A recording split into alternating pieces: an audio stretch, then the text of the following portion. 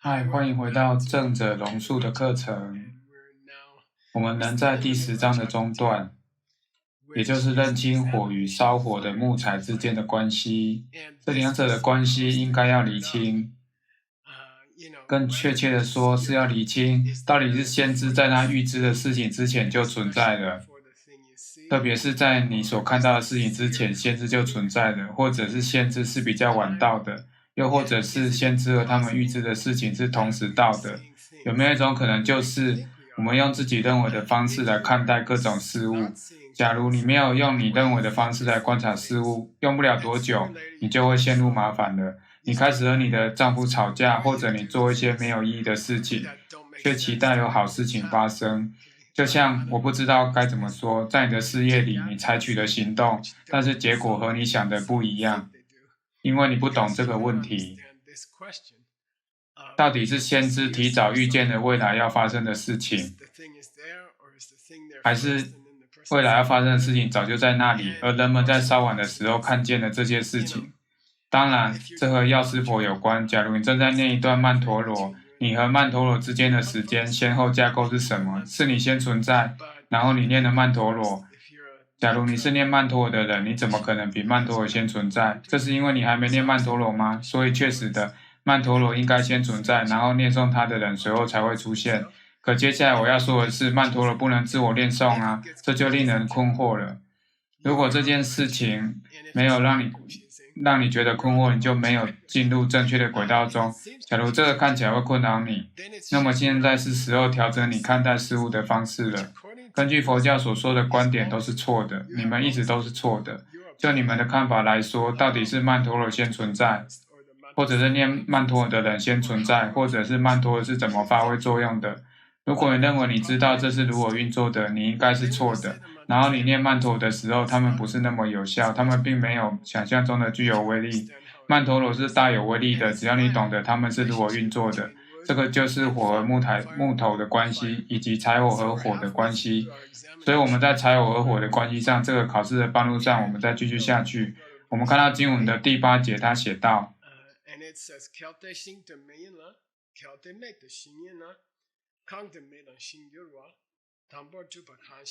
这是正者龙树所问的问题。这个例子是说，我们能够拥有火，是因为我们有木材吗？或者是这个例子可以说是我们拥有木头，它有自己的本质，可以当作烧火用的木材，它是根源，它不自身能产生火焰的本质吗？所以火应该必须先存在，因为如果是木头比火先存在，木头就不能成为柴火，你必须要有火。然后你说这块木头是可以当柴火，但是假如你没有先拥有一块可以烧的木头，那你怎么能够有火呢？一块木头不能当作柴烧，那你怎么能从中得到火呢？有些事情是假的，有些事情是错的。然后有些人说，我认为这两者彼此是相互依存的，我需要木头才能开始燃烧，但木头需要火，然后它才能被称为柴火。所以有些人说，格西老师，我认为这两者是相互依赖的，但是我们仍然必须要去想想一个问题，到底是谁先存在的？是鸡还是蛋？到底是哪个先存在？是木材还是火？这句话的意思是哪一个先存在的？为什么？为什么这件事很重要？现在请仔细听，并且去思考它，因为后者会发生，通常是由于前者先发生的；后者会发生，通常是由于前者发生的。运用曼陀罗咒语治愈癌症是较晚发生的，而这会发生是由于曼陀罗先存在的，对吗？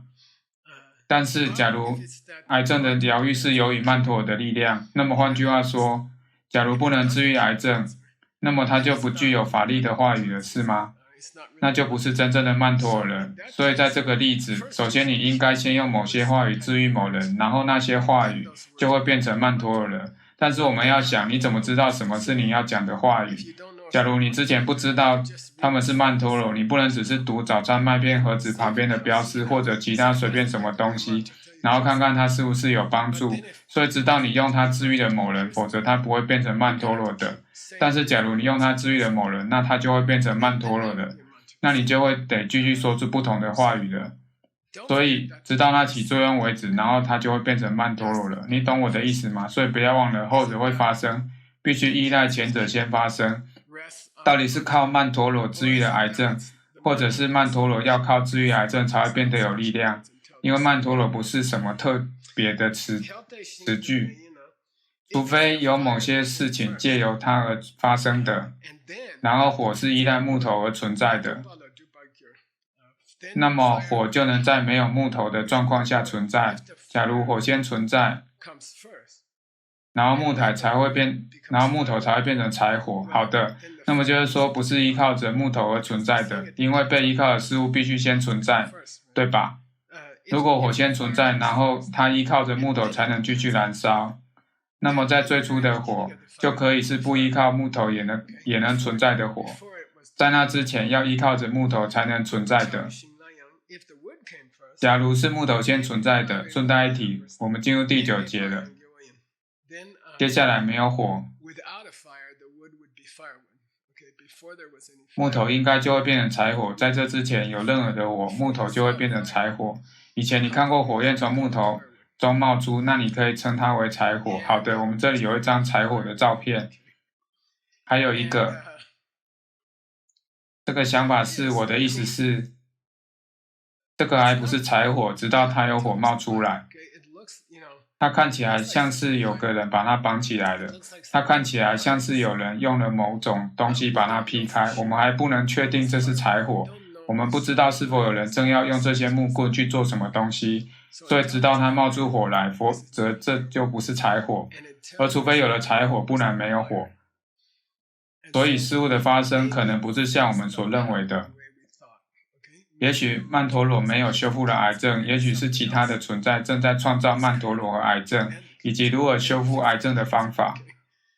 也许是我们的种子，也许是我们心灵的种子。那么格西老师，你是如何运用种子的？你是如何在生活中运用它的？这对如何拯救动物的生命是有意义的。因为紧接着曼陀罗就可以用来对抗癌症了。就好比说，在你的意识中有着各种种子，这些种子在曼陀罗和治愈癌症之间彼此有相互的因果关系。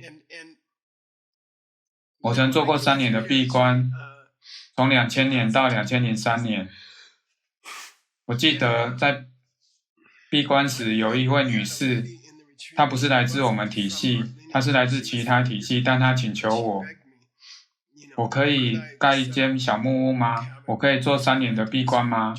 我们那时我不记得有5、6个人在不同的小木屋帐篷里，然后他说我可以和你们一起闭关吗？然后我们说可以，你可以一起闭关。随后他得到他的老师的同意，然后我记得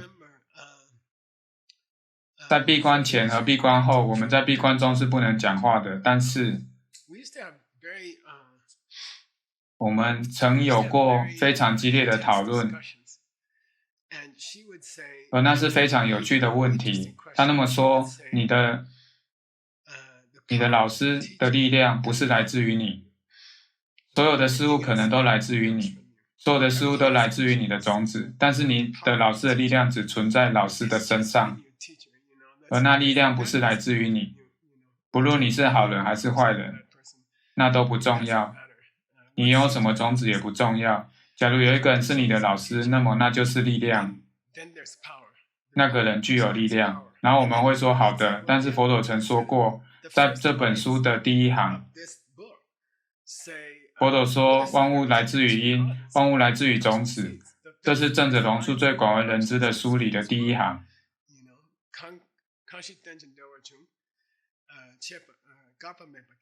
那是最初的句子，万物来自于种子，所以不是曼陀罗具有力量，不是曼陀罗具有力量，即使是佛陀所念诵的也不具备力量。如果你们没有种子去使曼陀罗拥有力量，它就不会具有力量。又或者佛陀错了，又或者是你所提及的人是具有力量的，之前是没有力量的。这样你们清楚了吗？假如佛陀在他或他身上拥有力量，那么他们所说的每件事应该都是对的。如果佛陀说所有的事物都来自种子，即使是佛力也来自种子，懂了吗？这是不会错的，因为你所说的佛陀不是来自种子，懂了吗？好的，好的，我们再继续，这个很正者龙树，对吧？好的，下一段。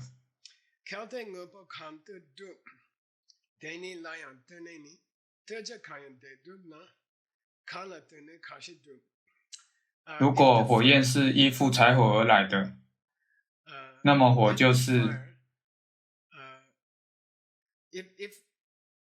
假如木头先出现，然后火才接着来，然后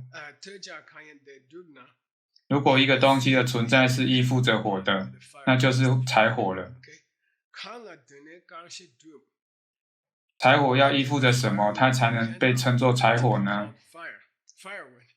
那么好的，我知道这种依靠的关系是这样形成的。假如我要说这之间是否有一个缘起呢？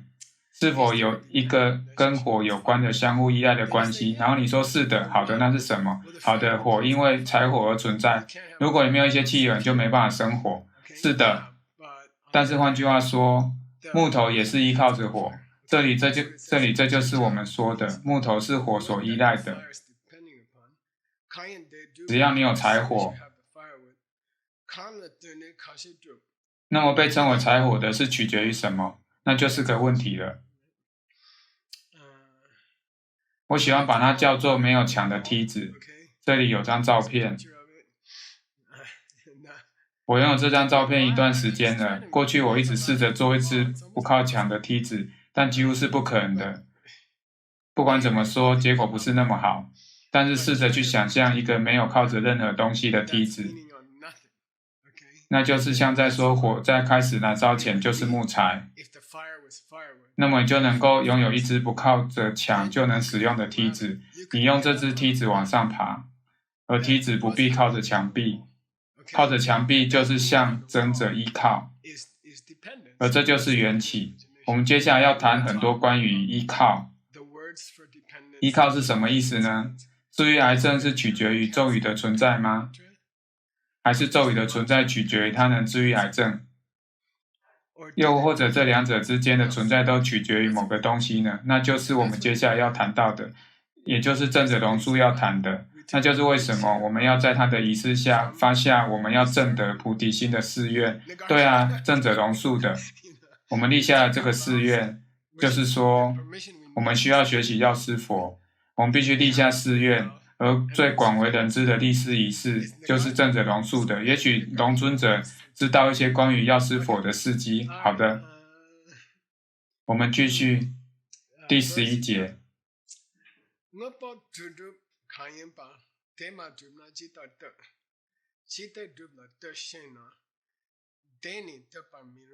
这里有个很重要的词叫做 to do。这个字对我们来说很有趣，它的意思是说一件事情的发生是因为另一件事情的关系。最为熟知的，我想在苏根老师的文章里，在混合坚果的文章里，我们正在翻译非常艰深的阿毗达摩俱舍论，在生命之轮的课程中，然后我们会在那里看到关于缘起的定义，关于因缘的定义。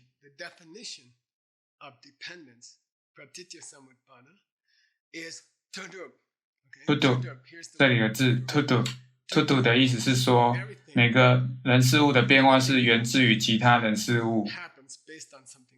在宇宙中，每个人事物会发生变化，都是由于其他的人事物。而关于这种变化，最早提出这种论述的就是世尊，他是这么说的：如果这件事发生了，那件事必将发生；如果那件事发生了，这件事必会发生。而像世尊这样，你可以看着他。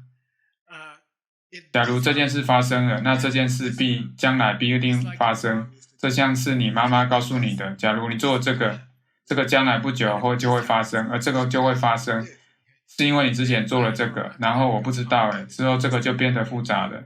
人开始称这个为缘起。在最初，这是非常单纯的。如果你做了这个，你就必将得到这个。这就是 to do。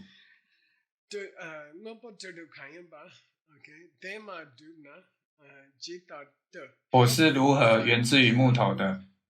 现在我们和正者龙树陷入了一个棘手的事情，而这个看起来有点不公平。不公平。假如你把他逼到了角落，假如你说是的，但没有柴火，你就不会有火。然后他说好的好的，但是你认为没有柴火就是不能有火，所以火不存在任何一个地方。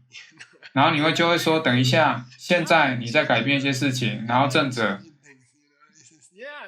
龙说是的，那么不要告诉我火是靠着木头产生的，因为火是不存在任何一个地方的。那么你的意思到底是什么？你所认为的火是不能存在的，为什么？因为你认为火来自于木头，但是我正在试着证明火来自于木头。我知道，但是那就是说你认为火来自于木头。是的，我认为火来自于木头，那就是我正要向你说明的，是你所认为的火来自于木头，它是不能来自于木头的，所以你不能证明火来自于木头，因为你所想证明的是来自木头的火是不存在的。你就像是你很沮丧，你像是在说老兄，我试着向你证明一件事情。就像是你和你老婆讨论一件事情，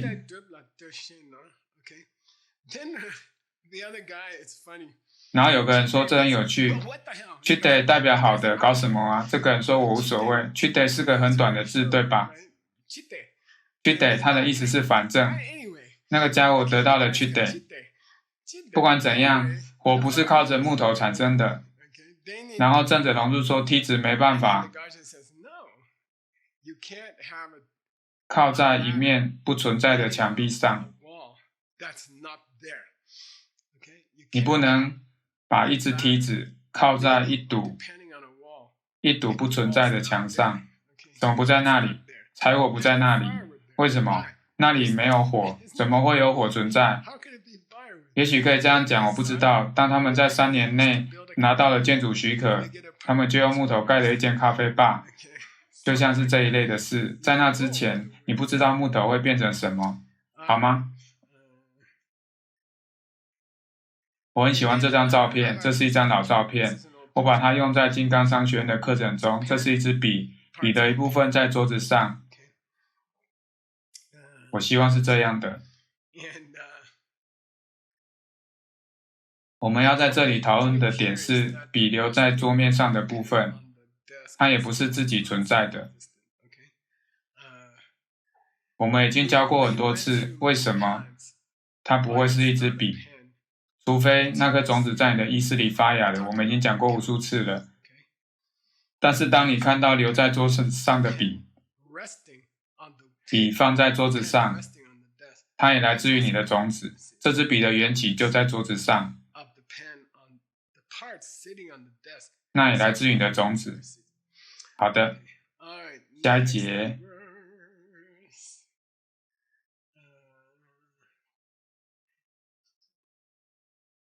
现在有些人说，我有一个选择，什么？火是因为木头才会存在的，但是火不是同时靠着木头存在的。你觉得这个选项如何？这个人觉得很沮丧，然后说，火不是靠着木头存在的，因为木头还没有变成柴火，之前柴火需要火才能。这个人说，看着，好的尊者，我有个建议，我们同时做吧。火依靠着木头而存在，而同时火不靠木头也能存在。你觉得如何？然后你高兴，我也高兴。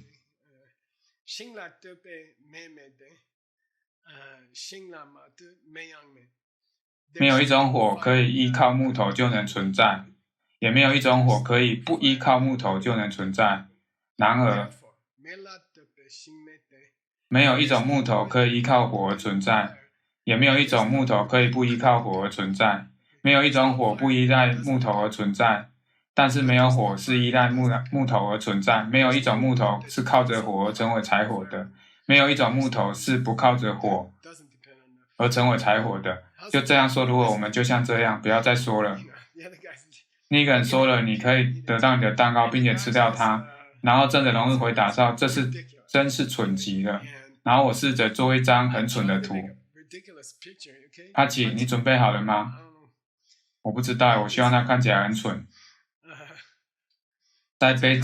在桌上有个杯子，我不知道，我真的在这上面努力尝试了。这个杯子在桌子上，但它又不在桌子上，因为桌子同时也在杯子上，杯子在桌上，而桌子也在杯子上，所以尊者，你不必挣扎地做决定，到底火在木头上，或者木头在火上，两者都是吗？那我们承认两者都是吧，但是很不幸的，杯子只能是其中之一，对吧？要帮这个拍张照片应该很难吧？几乎是不可能的，我是这么认为。好的，那我们进入下一节吧。正者龙树将下一节分成2个部分。当他这么做的时候，一定有一个很重要的原因让他这么做。让我们先讲前半部分，那是 13A。这半节很简单。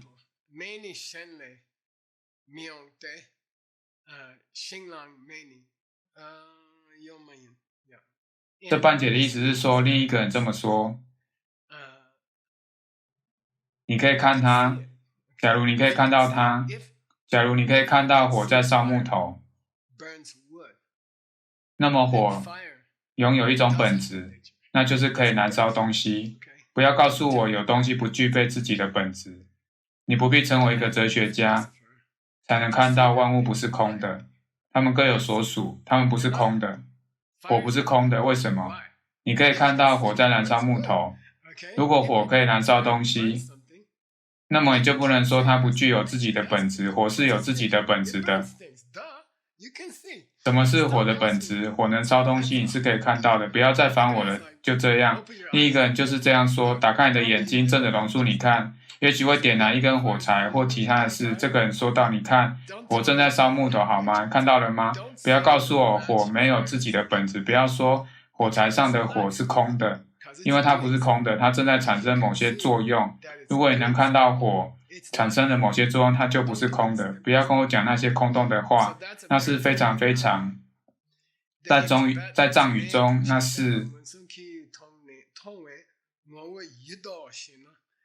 另一个人说：你看，假如火烧了一块木头，然后伦苏可以通美，假如你可以用自己的眼球看到它，那么火就具有自己的本质，所以自身所用的本质就不会是空的。现在我们要得到正者龙树所给的答案了，但是首先，他这么说，有句英语的俗语是这么说的：眼见为凭，眼见为凭。另一个人说：你看，眼见为凭。然后龙树尊者说：我现在给你看张图，让我秀一张某人的照片给你看，里面的人戴着某种有色的眼镜。然后有句美国的俗语是这么说的：戴着玫瑰红镜片的眼睛来看东西。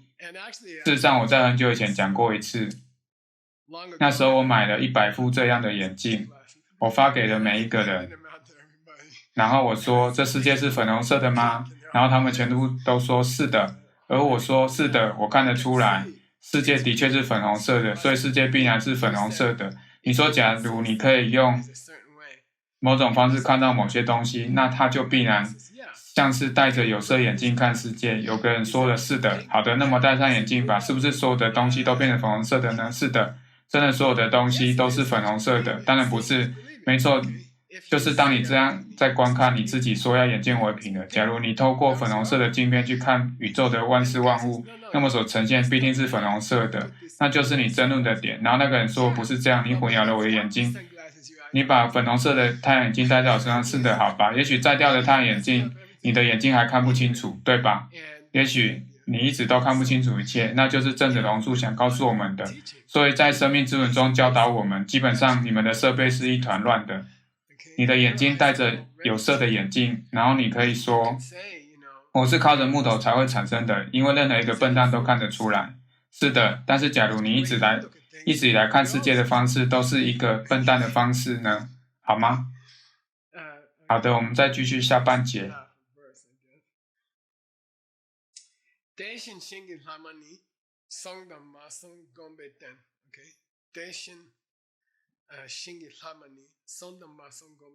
现在正子龙树告诉了我们一个有趣的策略。顺带一提，在这整本书以及正子龙树大部分的书都像是军事行动一样。我曾看过一部电影《亚历山大大帝》，他真的很酷。我的意思是，他是一个残暴的杀人者，但是在他第一场伟大的战役中，我想他率领了4万马其顿战士对抗100万波斯大军。他当时只有21岁，对，他只有21岁，他面对这个局势，然后他说：“好的，我有一个想法。”他的策略非常厉害，他和100名战士骑马冲出去，然后他们就这样突然离开，所以其他的战士就面面相觑，对吧？他和100名士兵冲了出去，他就这样骑着他的马，然后波斯军队的将军们就大喊：“他去哪里了？我不知道。我们应该像这样正面交战，互相攻击。亚历山大大帝做了什么？他去了某个地方，但是你，还有你跟上他，找出他去哪里了。然后亚历山大开始绕圆圈，然后波斯将军失去保护，然后亚历山大就下令射击。好的，懂了吗？那么现在我们为什么要谈这个？正子龙树做了同样的事情，他看透了一切，就像是一个军事行动。然后接下来就是他的下一个步骤，他的下一个步骤是哈曼的意思是遗留下来的东西，对吧 ，Tim？ 哈曼的意思是遗留下来的东西。他说：“你看，我们就停在关于柴火的讨论这里吧。这已经讲了太久，几乎是2堂课的时间。我们先把它完成吧。”正子龙树说：“任何你要讲的关于柴火的，停下来，不要再谈了。”然后另一个就说：“哇，等一下。”正子龙树说：“回到再讲往小路走下去的那个章节，那是第2章。翻到那里读一下，然后回来。”他说：“你看，我不需要和你做这个争论，讨论这一章让我觉得很累了。我们进入下一章吧。我们已经在这里花太多的时间了。我们进入下一个章节吧。如果你想再多谈关于柴火的事情，你们可以自己回去看第2章吗？我再重复一次，我把所有的事情都告诉你们了。正子龙树在第2章告诉了我们什么？有谁知道吗？记得走在路上的3个部分吗？你还记得吗？走在路上的3个部分，你还记得吗？一部分是你已经走过的路，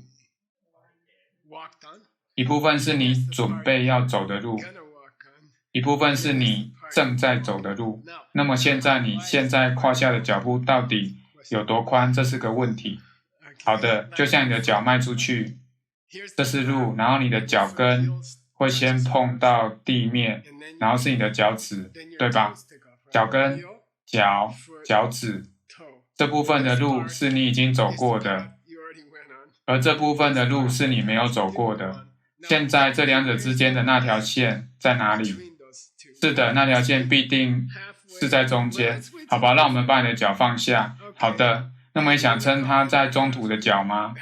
是的，好的，那么你在你的脚的中间点是在哪里？你是找不到的，你不可能真的找到它。你画的任何一条线，假如你能看得到这条线，它就已经有宽度了，所以你必定已走过一部分，而另一部分是你还没走到的。好的，我们会把这部分分开。可惜老师，好的，我们把它分开。这条线有了宽度，然后有一部分是你已经画出来，另一部分是你没有画出来。而答案是没有一个部分是你正在走上面的。你总是已踏过某些东西，或者正准备踏上某个东西，但是你从不曾正在踏上某个东西。假如你没有正在踏上某个东西，那你又如何在这之前走到其他地方呢？你又如何开始走向并踏上某个东西？因为你不是在走路。格西老师，这都是在鬼扯，你在狡辩。是的，我没有在狡辩，这很重要。你认为你正在走的路，但是事实上你并没有。也许是这个小路在移动，好吗？也许是你的意识中的那些话正变得越来越大，就像是你穿过那扇门，越来越大的门，越来越小的门，你把它叫做走向那扇门。也许你没有走向那扇门，也许你的意识正在做一扇小门，一扇大门，一扇大门，小的一扇小门，一扇小门。也许你一直站在同样的地方，也许就像是这样。可惜老师，你说的这一切重点在哪里？好的，你的意思是你正在创造一扇门，然后你创造了通往门的路，那就是你可以到任何你想去的地方。如果这是来自于意识，那么你就可以在星球间游走了。你可以运用你的菩提心，那就是为何你走在成佛之道上。如果你练着药师佛的咒语，你就变成了药师佛。那全都是和什么有关？好的，你可以去到不同的星球，而且可以同时帮助其他人。为什么？因为当你到达星球会变得越来越大，这个星球会变得越来越小。当你前往下一个星球的时候，所有都来自于你的意识。为什么不再同时做所有的事情呢？那么你就会无所不在，这样就可以同时帮助每个人了。就是这样。假如前往其他星球的旅行是由任何一个地方出发，而不是由你的种子开始，那是不可能的。你做不到，为什么？你在这个当下是不存在于任何一个地方的，好吗？懂了吗？这是很性感的，因为空性，你可以变成药师佛。假如你不懂，你将永远无法变成药师佛，知道吗？所以正者龙树说，回到之前我告诉你的地方，现在爷爷要带你回去到，我可以直接到下一节，但是为什么我不能带你回到上一节呢？我们没有在上一节获得什么。不管怎样，我回去看第2章全章，那都是和走路有关的。正者龙树，你可以感到他是几乎不耐烦的，现在他想要进行他的第11章了，对吧？他说道，只要你记得我告诉你的关于走路的事。顺道一提，所有我看过的经文或者是许多的经文，他们都拼错行走这一个字。假如你把它拼错了，那就会变成冥想，这样的话会让人搞混。所有的梵文本是很有用的。好的。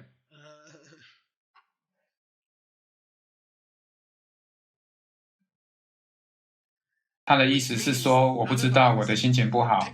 下一张我们要看的图。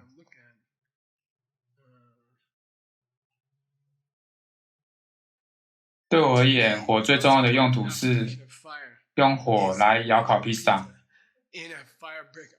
我们附近有卖窑烤披萨店吗？我不知道。是的。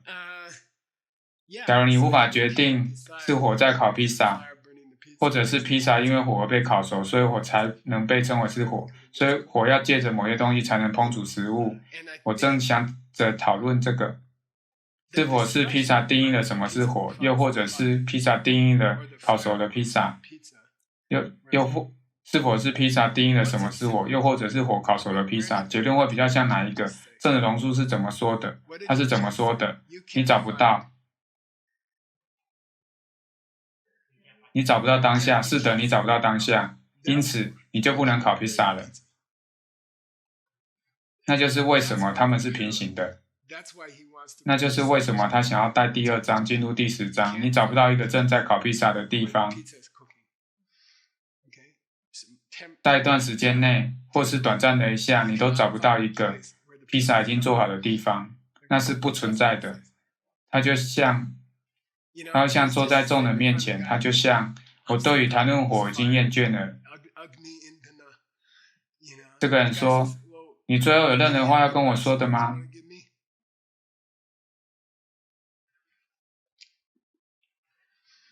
你不能吃披萨，为什么？当它烤好了，它不存在任何一刻，懂了吗？因为披萨不是依赖火，火是烤熟披萨的火，直到披萨被火烤熟为止，懂了吗？我不知道为什么我决定要用披萨来做比喻。嘿，吉美，我们买个披萨吧。好的。我要用英文告诉你们这个旧的章节。这部分我已经翻译好了。首先，已逝去的事情不会正在逝去，也不会一直逝去，除非它同时已经逝去，而且也没有逝去。你永远无法向前迈步。这是关于线的那部分他所提到的。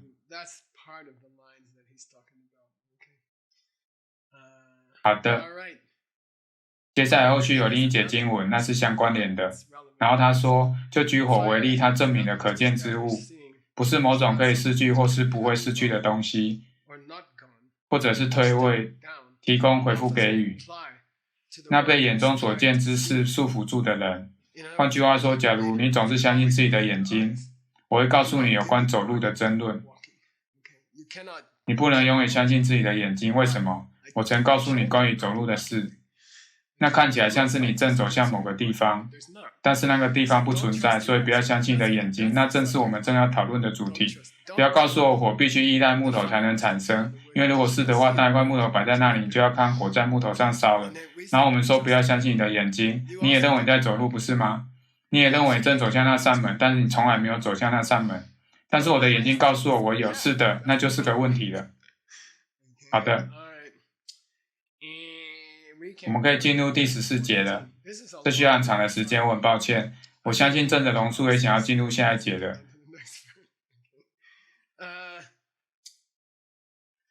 正的龙树在这里，他像是做个评论，然后他说，让我们来看看这里的4种可能。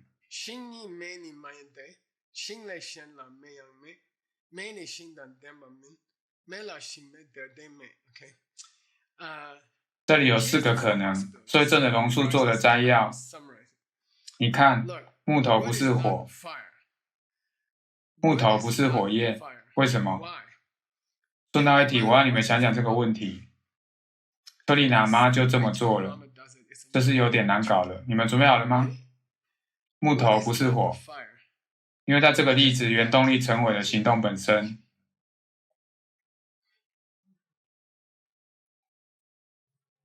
这导致了木头变成原动力，所以不是火在烧木头，是木头提供的火焰燃料，好吗？是谁先诞生？鸡先诞生还是蛋先诞生的？是火在烧木头吗？这就是这一章所有在讨论的事情吗？对奶妈说，不是的，是木头在提供火燃料，火是行动的目的，不是原动力。木头提供的火燃料。然后有人说，好的，我认为火正在烧木头，我认为火才是原动力，而木头才是目的。然后正的龙说，好，想想这件事，你也曾认为你正在走路。我将再说一遍，顺带一提，很抱歉，我们必须讲得这么快，我们试着在5年内讲完成这本书，而且这是唯一的办法。此刻，今天我们每5年，我们都要朝着智慧前进。如果我们进得太慢，我们就得花20年的时间，这是真的。好的，我们继续。我期望你们一而再再而三的看这些影片，直到你们真的了解我在讲什么。好的，木头不是火，因为原动力是行动。当你这么说，谁是原动力？我将会再说一次，木头不是火，因为假如木头是火，原动力就会是行动了。正者说，火是木头的目的，是木头在提供火燃料，那就是有点暗示是木头先存在的，然后它提供了火燃料，然后他说，我不是说是火在烧着木头，然后才变成火先发生，接着才会有木头，对吧？抱歉，是的，火先产生，再来是木头。好的，所以它们是同样的东西吗？火是木头吗？当然不是。我的意思是，不是火烧木头，就是木头在提供火燃料。然后第2点，木头是从火中分离出来的吗？然后正者龙树说，不是的。为什么？因为当你说木头从火中分离出来的，你认为它们从来没有重叠在一起。当你说 Rebecca 是 Michael 分离出来的，你的意思是说它们不是连体婴。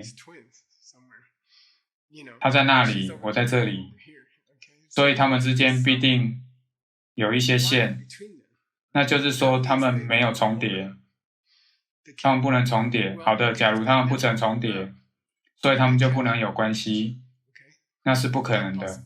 如果火从未接触过木头，那就不可能燃烧了。但是假如火接触了木头，那就会有一个地方，在那里木头就是火。不，木头是在那里，然后火在另外一边，科技老师，然后他们两个就碰在一起了。好，但是他们在哪里碰在一起？一定有一个点，他们相互接触了。他们必须有一个地方非常小的地方互相重叠。如果他们没有重叠的话，这两者之间必定有一条界限，然后彼此都不能够烧到彼此，因为一个不会接触到另一个。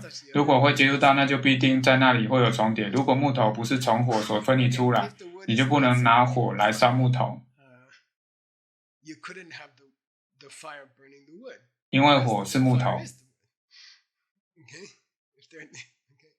好的。那么火有包含木头吗？没有。火是完全缺乏木头的吗？不是的，因为如果是这样就不能燃烧了。所以会有4种选择，我再讲一次。我再说一次，你们不必在第一次就听懂，只要持续的听我讲课。假如你认为第一次读就懂得龙树正者所说的，你一定是喝醉了或是其他类似的状况。好的。木头不是火，因为如果是的话，接下来行动的原动力就会变成行动。木头不是从火所分离出来的，因为如果它们被分开，就不会有火。火不能包含在木头在里面，假如是这样，火的某部分就必须是木头。如果你会这么说，那真是蠢极了。然后我会说，好的，那水能引火，为什么？因为它们彼此没有接触到。如果火缺少木头，就不会有火了。如果火和木头没有关系，你要怎么生火？当火在烧木头，到底发生了什么事情？你有将火升起的业力，就是这样。你拥有生火的种子。木头不是火的成因，木头没有为火提供燃料。一切只是你的种子打开，就是这样，就只是这样。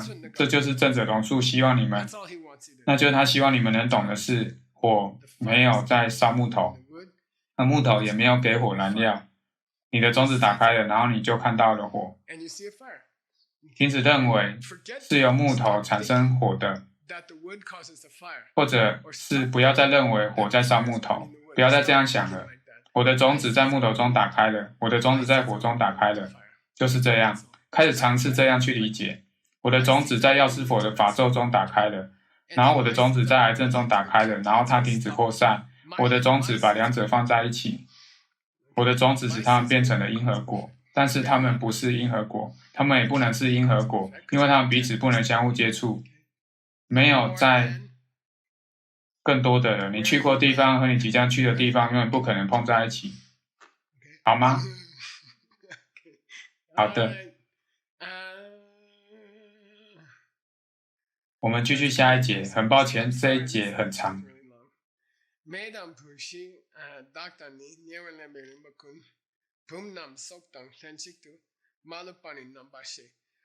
这是相当深奥的一节。跟着龙树说，看啊，我们用了整节课在说关于木头和火的事情。我希望你们把所学的这些运用在对所有人的行动上。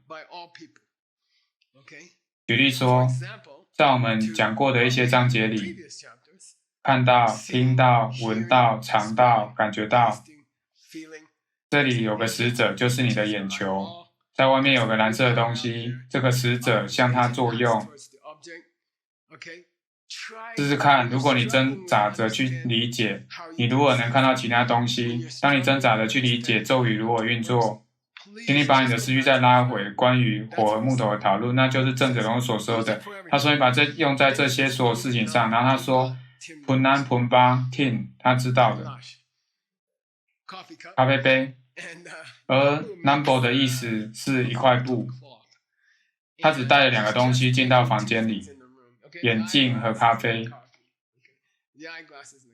眼镜和咖啡，我在讲关于火和柴火的事，我在讲眼睛、眼球和蓝色。你看，他说所有的事情都是一样的，眼镜、咖啡杯、花瓶、一块布，所有都是相同的。你可以解释世界上所有的东西，如果你能够直观火和木头这2者之间的关系。什么？火没有在烧柴火，而柴火也没有在喂养火。如果你能搞懂好吗？你就能搞懂所有的事情了。运用在所有的事情上。这里有张图。我曾思考着世上的2件事，在世上的2件事，我不知道他们应该是电冰箱和汽车，也许是我搞混了。好的，我们再继续。是的，你可以把它运用在所有事物上，电冰箱、车子，甚至是一块布上。在过去，人们没有车子和电冰箱，所以正者必须提到布匹和水。水瓶是很普遍的例子，因为那时候的房子都没有供水管线。你得要有水瓶，所以水瓶是一个很好的例子，因为它到处都有。你家一定会有一个。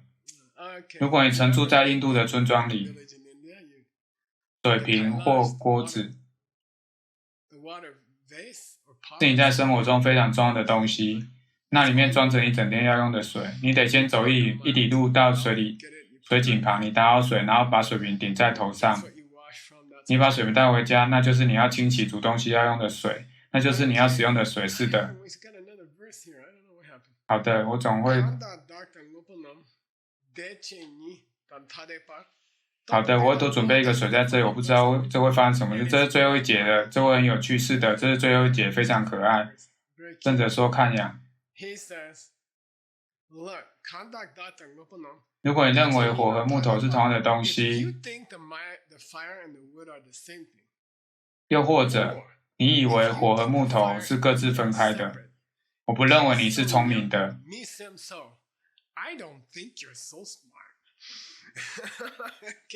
指的是 Keso 是吗 ？Tin Sage Yeah。如果尔等认为火就是木头，或者尔等认为火和木头是相互分开的，我不认为尔等是聪明的。这是正者的最后一段话，而且他有点在侮辱人了。最后一段话 ，Keso 一样的意思是，假如你觉得你自己是个聪明的人 ，Miss Sam， 我却不那么认为。假如你搞不懂火和柴火的关系，那你就是个蠢蛋，就是这样，好吗？假如你是个蠢蛋，那你就会一直陷在痛苦之中，你会以某种方式一直陷在痛苦中。现在我想，既然我们还有时间，老兄，我的电脑差点当了。是的。可以给我那张图吗？阿奇一直想叫你 Sage， 因为你们的名字结尾都有 I， 是有乌龟的那张吗？是的，我听说 Tim 很喜欢乌龟，所以我找了一张乌龟的图。我很喜欢这张图，这是在印度过去人所相信的，人们相信整个宇宙是被一只乌龟驮在背上的，整个宇宙是存在一只乌龟的背上。现在仔细听，你对这只巨龟背负在整个宇宙的理解错误了，那么你对世上所有事物的理解也会是错的，懂了吗？如果你认为整个世界被这只巨龟驮在背上，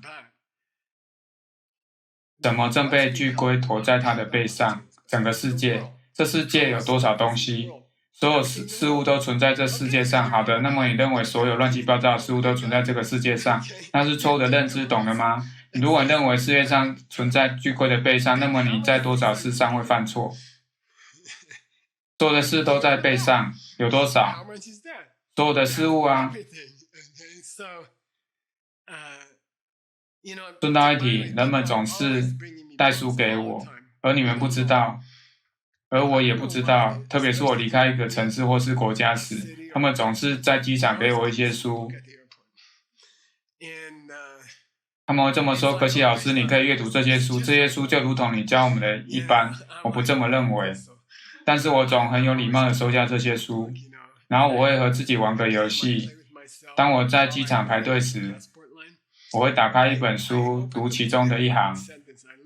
如果那不是一句蠢话，我可能会读另一页。但是如果句子很蠢，当我通过海关时，当我确定没有人在看我的时候，我就会把那本书丢掉。然后我的朋友会说：可惜你为什么不在你回家后把书捐给慈善商店贩卖？我不想这么做，因为书里讲的通通都是错的。我不想为此事负责。某些人都是读了那本书，结果在他们的意识里有了一个愚蠢的想法，而这愚蠢的想法让他后半辈子都陷在痛苦之中。我绝不会这么做。对这本书，我唯一能做就是把它丢的，然后希望收垃圾的人不要把书捡起来读。我不是有门户之见。我想说的是，如果正者龙树到目前所说的都是正确的，那么我们所知的每件事，每件我在普林斯顿大学所学的，就都是错的。每一件事，这些认知就像是驮在巨龟背上的世界，基本的假设都是错的。所有这个相关都是错的。一件事情会导致另一件事情的发生，那是错的。好的，然后所有的哲学、所有的音乐、所有的艺术、所有的事都是错的，好吗？懂了吗？所有的事物，如果你认为世界是在巨龟的背上，那么你所认为的世界就是错的。在基本的程度上，好，所以不要再给我书了，除非书中所说的是认同正者龙树的，因为我对那些作者不感兴趣，好吗？不要再说他们写的东西像是我教授的内容，因为那一点都不像是我正在教授的。这样说真的很令我灰心，好吗？我们接下来讲一些梵文的课程内容。不要认为梵文课程是没有用的，当你成佛后，你就得讲梵语。对，来吧，现在学一些新的字吧，这会为你的意识在未来做准备。所以apeksha 说 apeksha， 这是一个有趣的字，因为 Christina 当梵文字的开头是 ar， 它代表的是负面的意思，但是这里不是，所以这很令人感到困惑。所以它不是 apeksha， 它是 apa。好的，知道了吗？所以是的，所以这不是 apeksha， 而像是 avidya 无知，而不会是有意的。这不是 apeksha， 而是 apa 一下。所以不要感到困惑，好吗？在藏语，它的意思是什么？它指的是 dupa。dupa 的意思是靠在墙壁上，梯子靠在墙上，火依靠着木头，然后木头依赖着火。缘起的意思，它们都是依靠着你的种子，不是火依靠着木头而存在，也不是木头依靠着火才称为木头，它们都是依靠着你的大脑意识里的种子而存在，知道了吗？所以缘起变得至关重要。apisha 这里的字变得非常的重要，这里非常的奇妙。apa 的意思是远离，而远离是从 apa 而来。isha 的意思是你曾有。Parisha 去观看很好，所以你正在找人帮忙。Hi Christina， 我需要几支指甲剪，然后我把目光从自己身上转到你身上，这就叫做目光从你身上转到别人身上，因为你需要一些东西。我依赖 Christina 给我指甲剪，就在几分钟前，那就称为 Apa 一下，看过去并请求帮助，寻求你需要的东西。Hi Jimmy， 可以给我一个披萨吗？我靠你了，我正在看着你。Apeksha 知道了吗？我们做了 Apeksha， 然后我们就有了一下，然后就开始调查，看到事物的内在，四处观看，到处挖掘。是的，还有别忘记顺带一提 Tim， 你也许对什么感兴趣？唯一的一个，这个是藏文 ，dupa LTOS， 那个根源是什么？答对了，给$50。等一下，你们正在看这里。dawa 的意思是观看，所以藏文的根源和这个是一样的，就像梵文的根源一样。当你用藏文讲到缘起的时候，你就是在说看向别人，懂了吗？同样的字根 LT 啦啦哒。哦，好的，顾及了，我感到抱歉，这是很艰难的一节，可能是我们上过最困难的一堂课，可能吧。所以不要觉得灰心，一遍又一遍的看过。我花了，我不知道，大概30年，试着去解决这些，所以不要觉得沮丧，记得要常常回来。每一次你回来，你就会多懂一点点。我要说的是，你没有办法使咒语发挥作用。假如你不懂这些，你可以的话，我的意思是说，很明显的，每个人都可以使用咒语的。假如你想要这些咒语变得具有威力，你就必须了解这些。好的，我们下堂课见。